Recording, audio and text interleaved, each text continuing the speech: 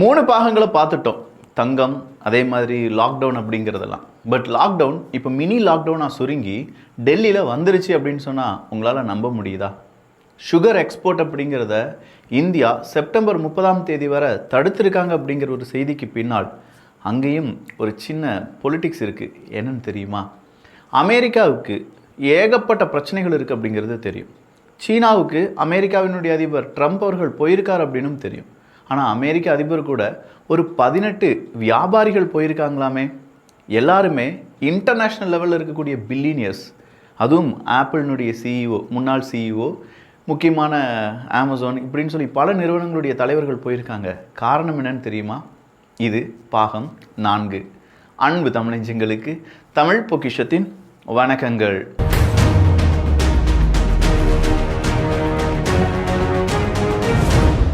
ஒரு side election பிரச்சனை, இன்னொரு சைடு ஜியோ பொலிட்டிக்ஸ் பிரச்சனை. இதுக்கு மத்தியில் ஸ்டாக் மார்க்கெட்லாம் அந்த பக்கம் இந்த பக்கம் ஷேக் ஆகிட்டே இருக்குது. நிறைய மனிதர்களுடைய வேலை வாய்ப்பு அப்படிங்கிறது குறைஞ்சிக்கிட்டே இருக்குது. அது மட்டும் இல்லாமல் இன்ஃபர்மேஷன் வார் அப்படிங்கிறது ஓடிக்கிட்டே இருக்குது. யார் ஜெயிக்கிறாங்கன்னா அவங்கக்கிட்ட கரெக்டான டூல் இருக்குது அப்படிங்கிறது தெரிய வருது. இந்த நேரத்தில் ஐடி பேஸ்டாக இருக்கக்கூடிய நபர்கள் எல்லாருமே பேசக்கூடிய ஒரு பிரம்மாஸ்திரா இது அப்படின்னு கேட்டிங்கன்னா கிளவுட் தான். ஏஐ உலகத்தினுடைய மிக முக்கியமான கண்டுபிடிப்பான கிளவுட். நீங்கள் வேலை பார்க்குறீங்களா? நம்முடைய அவுட்புட், ஒரு வாரத்தில் கொடுக்க வேண்டிய அவுட்புட்டை ஒரு டீம் என்டையராக சேர்ந்து வேலை பார்க்குறது எல்லாத்தையுமே சில மணி நேரங்களே கொடுத்து முடிச்சிருது. நீங்க ஒரு ஃப்ரீலான்சரா இருந்தீங்கன்னா ஒரு வாரத்துக்கு நம்ம கொடுக்க வேண்டிய அவுட்புட் அதையும் கிளைண்ட் நம்ம ஈஸியாக கொடுத்து ரொம்ப ஸ்பீடாக கொடுக்கறதுனால கிளைண்ட்டும் ஹாப்பி. அதே நேரத்தில் குவாலிட்டி அப்படிங்கிறத காம்ப்ரமைஸ் பண்ணவும் வேண்டாம். நீங்க ஒரு ஃபவுண்டரா இருந்தீங்கன்னா ஒரு டீம் செய்ய வேண்டிய வேலையை கொஞ்சம் நேரத்திலேயே கிளவுட் செஞ்சு முடிச்சிருது. இதனால நமக்கு காஸ்ட் எஃபெக்டிவ், டைமுக்கு நம்மளால எல்லா விஷயங்களையும் செஞ்சு முடிக்க முடியும். இது ஜஸ்ட் ஏஐ டூல் அப்படின்னு சொல்ல முடியாது. அடுத்த 10 வருஷத்துக்கான இன்ஃப்ராஸ்ட்ரக்சர் அப்படின்னு சொல்லலாம்.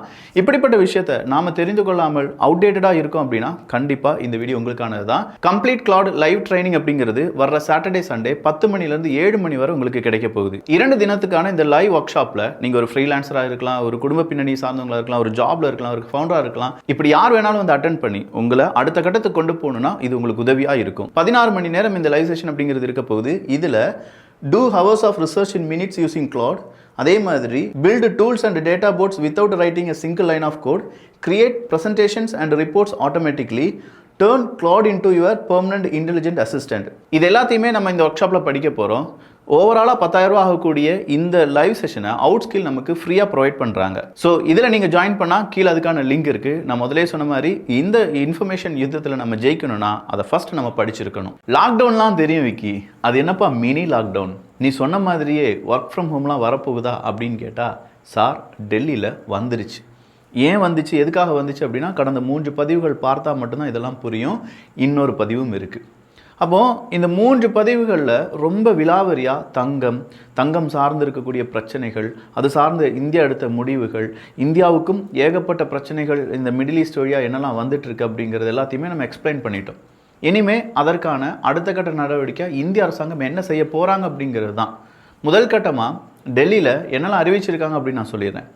வாரத்துக்கு 2 நாள் கண்டிப்பாக ஒர்க் ஃப்ரம் ஹோம் தான் கவர்மெண்ட் எம்ப்ளாயீஸுக்கு. அதே மாதிரி ப்ரைவேட் கம்பெனிஸை பொறுத்த வரைக்கும் ஒர்க் ஃப்ரம் ஹோம் அப்படிங்கிறதே நீங்கள் என்ன செய்யுங்க, கொஞ்சமாக முன்னிலைப்படுத்துங்க அப்படிங்கிற ஒரு அறிவுறுத்தல் கொடுக்கப்பட்டிருக்கிறது. கவர்மெண்ட் வெஹிக்கிள் அப்படிங்கிறது யூஸ் பண்ணுறதை கொஞ்சம் ரெடியூஸ் பண்ணிக்கோங்க. அது கவர்மெண்ட் எம்ப்ளாயீஸாக இருக்கட்டும், அரசியல்வாதிகளாக இருக்கட்டும், எல்லாருமே அதை ரெடியூஸ் பண்ணிக்கோங்க அப்படின்னும். பெட்ரோலினுடைய கோட்டா இருக்குல்ல பார்த்தீங்களா, அந்த பெட்ரோலினுடைய கோட்டா அப்படிங்கிறத 20% அளவுக்கு அவங்க ரெடியூஸ் பண்ணியிருக்காங்க. அதாவது 200 லிட்டர் அப்படிங்கிறது அரசாங்க ஊழியர்களுக்கு கொடுப்பாங்க, முக்கியமான ஊழியர்களுக்கு. அது இப்போ குறைக்கப்பட்டிருக்கிறது என்கிற தகவல் வெளியாகி இருக்கிறது. எவரி மண்டே மெட்ரோ மண்டே அப்படின்னு சொல்லி அறிவிக்கப்படும். அதாவது மெட்ரோவை அதிகமாக மண்டே வந்து உபயோகிங்க அப்படிங்கிறதும், ஆஃபீஸ் டைமிங் அப்படிங்கிறது பீக் ஹவர்ஸ் இல்லாத அளவுக்கு மாற்றி அமைத்தல் அப்படிங்கிறதையும் செய்ய போகிறாங்களாம். டெல்லி கவர்மெண்ட் ஆஃபீஸஸ் எல்லாமே 10:30 மணிக்கு தான் திறக்கப்படும், 7 மணி வரை இயங்கும் அப்படின்னு சொல்லியிருக்காங்க. எம்சிடி ஆஃபீஸஸ் 8:30 மணிக்கே திறந்து 5 மணிக்கே மூடப்படும் அப்படிங்கிற அறிவிப்பை கொடுத்துருக்காங்க. சிட்டிசன்ஸை பொறுத்த வரைக்கும் நோ வெஹிக்கிள் டே அப்படின்னு சொல்கிறத வாரத்தில் ஒரு முறை பின்பற்ற வேண்டும் அப்படின்னும், டிரான்ஸ்போர்ட்டேஷன் அலவன்ஸ் அப்படிங்கிறத எக்ஸ்ட்ராவாக 10% நிறுவனங்கள் கொடுக்க வேண்டும். அப்படி கொடுக்கக்கூடிய அந்த டிரான்ஸ்போர்ட்டேஷன் உங்களுடைய தனியார் வாகனங்களை கொண்டு வருவதற்கு இல்லை, நீங்கள் பப்ளிக் டிரான்ஸ்போர்ட்டேஷனை பயன்படுத்த வேண்டும் அப்படின்னும். Businesses encourage to shift cargo transport அப்படிங்கிறது ட்ரக்ஸில் செய்யாமல் ட்ரெயினில் செய்யுங்க அப்படின்னு சொல்லியிருக்காங்க. குழந்தைகள் அங்கே ஸ்கூல்ஸ் இதை ஒர்க் ஃப்ரம் ஹோம் அப்படிங்கிற மாதிரி நம்ம சொல்லுவோம்ல, வீட்டிலேருந்தே படிச்சுக்கோங்கப்பா அப்படிங்கிற அந்த லெவலுக்கு கொண்டு வரலாம் அப்படிங்கிற ஒரு முடிவையும் எடுத்திருக்காங்களாம். ஸோ டெல்லியில் நாம் சொன்ன இந்த 3 பார்ட்டுக்கும் சேர்ந்து ஒரு விடை கிடச்சிருக்கு. மினி லாக்டவுன் அப்படிங்கிறத அறிவிச்சிருக்காங்க. நேராக அடுத்த கட்டத்துக்கு வரலாம். சுகர் எக்ஸ்போர்ட் அப்படிங்கிறத இந்தியா தடைப்படுத்தி இருக்கிறது. அமெரிக்கா, ஐரோப்பிய ஒன்றியத்துக்கு ஆல்ரெடி நம்ம பைப்லைனில் இருக்கக்கூடிய சுகர் எக்ஸ்போர்ட் அப்படிங்கிறது நடந்து தான் ஆக வேண்டும். இனிமேல் புதுசாக சுகர் எக்ஸ்போர்ட் அப்படிங்கிறதுக்கான அக்ரிமெண்ட் எதுவுமே நம்ம சைன் பண்ணக்கூடாது. அது மட்டும் இல்லாமல் கொஞ்சம் பெண்டிங் சுகர் எக்ஸ்போர்ட் அப்படிங்கிறது இருக்குது, அதை மட்டும் நம்ம அனுப்பிவிடணும் அப்படின்னு சொல்லி இந்திய அரசாங்கம் சுகர் எக்ஸ்போர்ட்டுக்கு தடை அப்படிங்கிறத கொண்டு வந்திருக்காங்க. ஏன் ரா சுகராக இருக்கட்டும், இல்லாட்டி சுகர் கேனுக்கான அந்த சுகர் அந்த ப்ராசஸ்டாக இருக்கட்டும், இது எல்லாமே ஏன் தடுத்து நிப்பாட்டியிருக்காங்க அப்படிங்கிற ஒரு கேள்வி வரலாம். ஏன்டா பிரேசிலுக்கு அடுத்தபடியாக கரும்பு உற்பத்தி இந்தியானாப்பா பெருசு. இந்தியாவே கரும்பு உற்பத்தி இருக்கக்கூடிய இந்தியாவிலேயே நீங்கள் சுகர் எக்ஸ்போர்ட்டை கம்மி பண்ணிட்டீங்கன்னா நாங்களாம் எங்கே போவோம் அப்படின்னு சொல்லி உலக நாடுகள் சொல்வது நமக்கு காதுகளுக்கு கேட்கலாம். ஆனால் இங்கே பிரச்சனை ஒன்று இருக்குல்ல, சுகர் எக்ஸ்போர்ட் செய்கிறதுனால டாலர் தானே விக்கி வரும், அந்நிய செலவாணி கூட தானே செய்யும், அப்புறம் ஏன் நிப்பாட்டினாங்க அப்படிங்கிற ஒரு கேள்வி தான். வேற ஒன்றுமே இல்லை, எல் நினோ அப்படின்னு சொல்லி அதுக்கான பதில் சொல்லியிருக்காங்க. இனி வரக்கூடிய நாட்களில் மழை அப்படிங்கிறது கொஞ்சமாக குறைவதற்கான வாய்ப்புகள் இருக்குது. அப்படி குறைந்தது என்றால் நம்ம நாட்டுக்கு தேவையான சுகர் நம்மளால் ப்ரொடியூஸ் பண்ணி நம்ம நாட்டு மக்களுக்கு மட்டும்தான் விநியோகம் பண்ண முடியும். அப்படி இல்லைனா நாம் என்ன செய்ய வேண்டியதாக இருக்கும், இம்போர்ட் பண்ண வேண்டியதாக இருக்கும். நாம் எக்ஸ்போர்ட் பண்ணி நமக்கு கிடைக்கக்கூடிய லாபத்தை விட நம்ம இம்போர்ட் பண்ணுறதுக்கு கூடுதலான தொகையை நம்ம செலவழிக்க வேண்டியதாக இருக்கும். எனவே சுகர் எக்ஸ்போர்ட் அப்படிங்கிறத கொஞ்சம் தடுத்துருக்காங்க. இது மட்டும்தானா அப்படின்னு கேட்டால் இல்லை. ஃபெர்டிலைசர் நான் சொன்னேன் பார்த்தீங்களா, அப்போ இந்த ஃபெர்டிலைசர் அதிகமாக நம்ம நாட்டுக்கு வர்றது கிடையாது. அப்படி நம்ம வாங்குறதா இருந்தாலுமே அதுக்கு விலையெல்லாம் ஏறிடுச்சு. ஸ்ட்ரைட் ஆஃப் ஃபார்மஸ் இன்னும் திறக்கப்படவில்லை. திறக்கப்பட்டால் மட்டும்தான் நம்மளால் இனிமேல் எந்த பொருளாக வேணாலும் நம்மளால் இங்கே இம்போர்ட் பண்ண முடியும் அப்படின்னு சொல்லும்போது ஃபெர்டிலைசர் கிடைக்காமலும் மகசூல் குறைவதற்கான வாய்ப்புகள் இருக்குது. அதனாலேயும் இந்த எக்ஸ்போர்ட் அப்படிங்கிறத பேன் பண்ணியிருக்காங்க இந்தியா. அப்போது எல்லாத்தையும் பேன் பண்ணுறாங்க அப்படின்னும் இந்தியா கோல்டு இறக்குமதி அப்படிங்கிறதுக்கான வரியை கூட்டியிருக்காங்க அப்படிங்கிறது எல்லாத்தையுமே கனெக்டிங் த டாட்ஸ் வழியாக நம்ம ஒரு விஷயத்தை பார்க்க போகிறோம். அங்கே தான் 1991 வந்து நிற்கிறோம். 1991 மக்கள் யார்கிட்டையுமே எதுவுமே சொல்லலை, எந்த அறிவிப்புமே இல்லை. டோட்டலாக ஒரு 13லேருந்து 20 நபர்களுக்கு மட்டும்தான் தெரியும் ஒரு பெரிய விஷயத்தை நம்ம செய்ய போகிறோம் அப்படின்னு சொல்லி.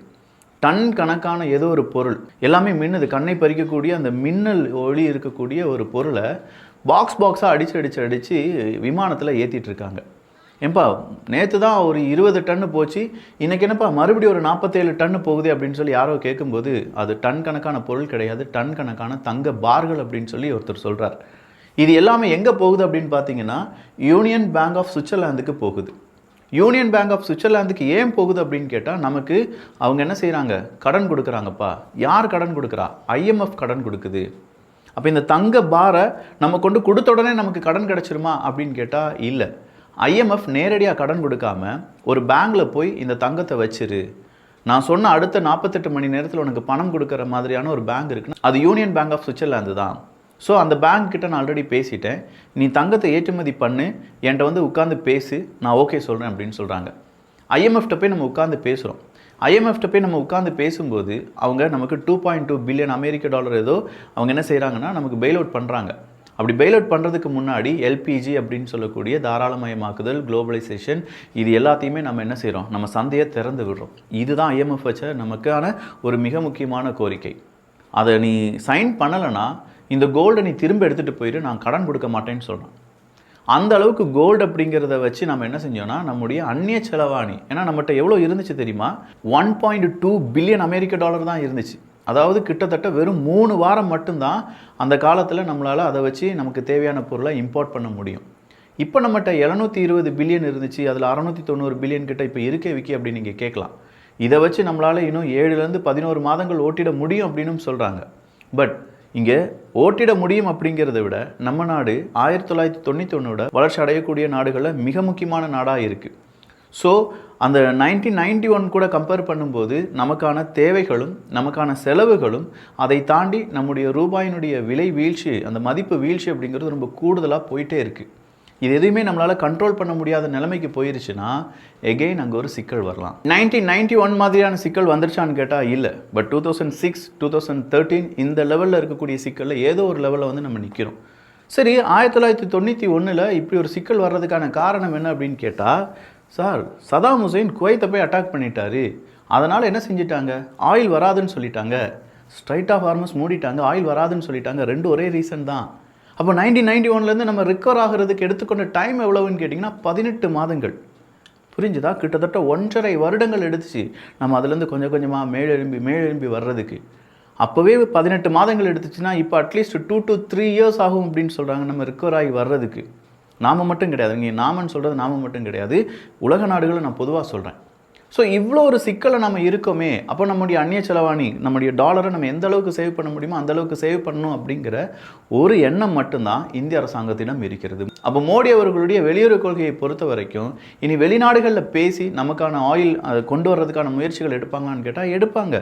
ஈரான் கூட சொல்லிட்டாங்களே, உங்களுடைய 12 டேங்கர்ஸ் ரெடியாக இருக்குது, ஸ்ட்ரைட் ஆஃப் ஹார்மஸை கடந்து விடும் அப்படின்னு சொல்லியிருக்காங்க. ஆனாலுமே நமக்கான தேவைகள் பூர்த்தி செய்யப்படுமா அப்படின்னு கேட்டால் நமக்கு ஒரு கேரண்டியான ரிப்ளை வேணும். தற்காலிகமான ரிப்ளைஸ் மட்டும்தான் நமக்கு வந்துட்டுருக்கு, அதுக்கான சொல்யூஷன்ஸ் மட்டும்தான் வந்துட்டுருக்கு. ஸோ ஒரு கேரண்டி ரிப்ளைஸ் அப்படிங்கிறது நமக்கு வேணுங்கிறத இந்தியாவும் ரொம்ப பெரிய அளவில் எல்லா நாடுகள்ட்டையும் பேசிகிட்டு இருக்காங்க.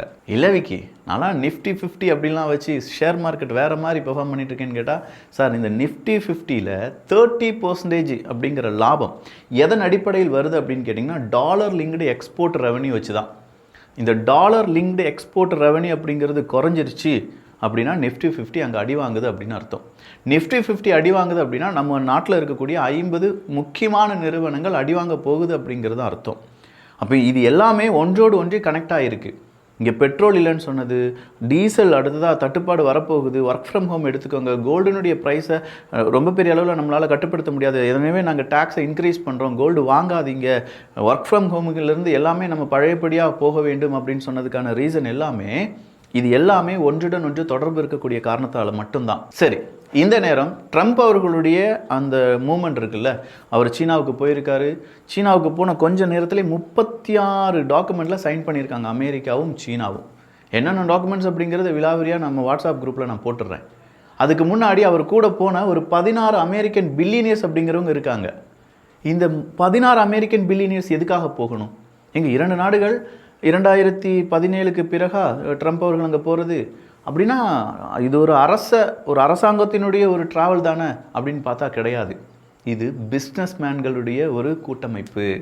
ஆனால் வெளியில் நம்ம சொல்லும்போது வெளியில் எல்லா ஊடகங்களும் என்ன சொல்லிட்டு இருக்காங்கன்னா அமெரிக்க அதிபர் ட்ரம்ப் அவர்கள் சீனாவுக்கு போயிருக்கார் அப்படின்னு சொல்லி. என்னென்ன ஒப்பந்தங்கள் கையெழுத்து ஆனிச்சு அப்படின்னா ரேர் எர்த் எலமெண்ட்ஸுக்கான கையெழுத்து ஆகியிருக்கு. ஏஐ சிப், நாங்கள் உங்களுக்கு அட்வான்ஸ்டு ஏஐ சிப் தரோம் அப்படின்னு சொல்லி அமெரிக்கா சம்மதித்திருக்கிறார்கள். கிட்டத்தட்ட போயிங் விமானத்தினுடைய ஆர்டர்ஸ் சீனா தர வேண்டும். சோயாபீன்ஸ் பீஃப் அப்படிங்கிறத அமெரிக்கா சீனாவுக்கு ஏற்றுமதி செய்துவிடும். ஈரான் ஹார்மஸை பற்றியான டிஸ்கஷன், அதற்கான டாக்குமெண்ட்ஸ், யுஎஸ் சீனா ட்ரேடு போர்டு அப்படிங்கிறது ஒன்று உருவாக்கப்படும் அப்படின்னு சொல்லி அந்த ட்ரேட் போர்டுக்கான குட்டி குட்டி விஷயங்கள் எல்லாத்தையுமே சேர்த்து இந்த 36 டாக்குமெண்ட்ஸ் அப்படின்னு சொல்லும்போது 250 பில்லியனுக்கான டீல் அப்படிங்கிறத சைன் பண்ணியிருக்காங்க. 250 பில்லியன் அமெரிக்க டாலருக்கான டீல் சைன் பண்ணதோடு மட்டும் இல்லாமல் அங்கே போன பெருமுதலைகள் யார் அப்படின்னு சொல்லி நான் வாசிக்கிறேன். டெஸ்லா மஸ்க் அவர்கள், ஆப்பிளினுடைய குக் அவர்கள், என்விடியாவினுடைய ஹுவாங் அவர்கள், பிளாக் ராக்கினுடைய ஃபிங்க் அவர்கள், பிளாக் ஸ்டோனினுடைய தலைவர், போயிங்கினுடைய ஓட்பர்க், கோல்ட்மேன் சாட்சினுடைய சோலமன் அவர்கள், சிட்டியினுடைய Fraser, Cisco, GE, Micron, Qualcomm, Meta இப்படின்னு சொல்லக்கூடிய தலைவர்கள். இவங்க எல்லாருமே எங்கே போயிருக்காங்க? சீனாவுக்கு போயிருக்காங்க. அமெரிக்க அதிபர் ட்ரம்ப் கூட டீல் பேசுகிறதுக்காக போயிருக்காங்க. இந்த டீல், அதன் பிறகு நடக்கக்கூடிய அடுத்தடுத்த மாற்றங்கள் இது உலகத்தையே திருப்பி போடும் அப்படின்னு சொல்கிறாங்க. என்னையா பார்க்குறதுக்கு 2 பேரும் சண்டை போட்டுட்டு இருந்த மாதிரியே இருந்துச்சு, இத்தனை பில்லியர்ஸ் அங்கே போய் என்னப்பா செய்ய போகிறாங்க அப்படிங்கிற ஒரு கேள்வி உங்களுக்குள்ள வந்திருக்கலாம். இந்த இடத்துல இந்தியா எங்கப்பா இருக்குது, இந்தியாவை புறம் தள்ளி வருவாங்களோ, ஓரமாக வச்சுடுவாங்களோ அப்படிங்கிற இன்னொரு கேள்வி உங்களுக்குள்ளே வரலாம். அப்போ இவங்களுக்குள்ள டீல் தான் ஸ்ட்ரைட் ஆஃப் ஹார்மஸ் திறக்கப்படுவதற்கான மந்திர சாவியா அப்படின்னு சொல்லி கூட உங்களுக்கு ஒரு கேள்வி வரலாம். பட் அந்த கேள்விக்கான பதிலெல்லாம் 5வது பாகத்தில் தான் கிடைக்கும். ஏன்னா எனக்கு கிடைக்கணும்னா நான் படிக்கணும்ல, இன்னும் சில விஷயங்கள் எல்லாம் சேர்த்து வச்சுருக்கேன். அதை பாகம் 5ல் பார்க்கலாம். சொல்லக்கூடிய ஒவ்வொரு விஷயமும் ரொம்ப நுட்பமாக மிகப்பெரிய கிளாரிட்டியுடன் உங்கள்கிட்ட நான் பகிர்ந்து கொண்டிருக்கிறேன் அப்படின்னு சொல்லி நம்புகிறேன். இதுக்கு பின்னாடி பெரிய உழைப்பு இருக்குது. அதை நீங்கள் பாராட்டணும்னு நினச்சிங்கன்னா உங்களுடைய கருத்துக்கள் இங்கே வரவேற்கப்படுகின்றன. நண்பர்களுக்கு ஷேர் பண்ணலாம். நிறைய விஷயங்கள் தெரிந்து கொள்வதற்கு இந்த 4 பார்ட் நம்முடைய மாணவர்களுக்கும் இளைஞர்களுக்கும் ரொம்ப உறுதுணையாக இருக்கும். அவங்களுக்கும் நீங்கள் ஷேர் பண்ணலாம். 4 பார்ட்டுக்கான லிங்கையும் நான் இன்றைக்கி வாட்ஸ்அப் குரூப்பில் ஷேர் பண்ணிடுறேன். நான் முதலே சொன்ன மாதிரி வர Saturday Sunday 2 days live work ஷாப்புக்கான லிங்க் கீழே டிஸ்கிரிப்ஷனில் இருக்குது. வேணுங்கிறவங்க ஜாயின் பண்ணிக்கோங்க. நல்லதை பகிர்ந்து நல்ல சமுதாயத்தை உருவாக்குவோம். நன்றி, வணக்கம்.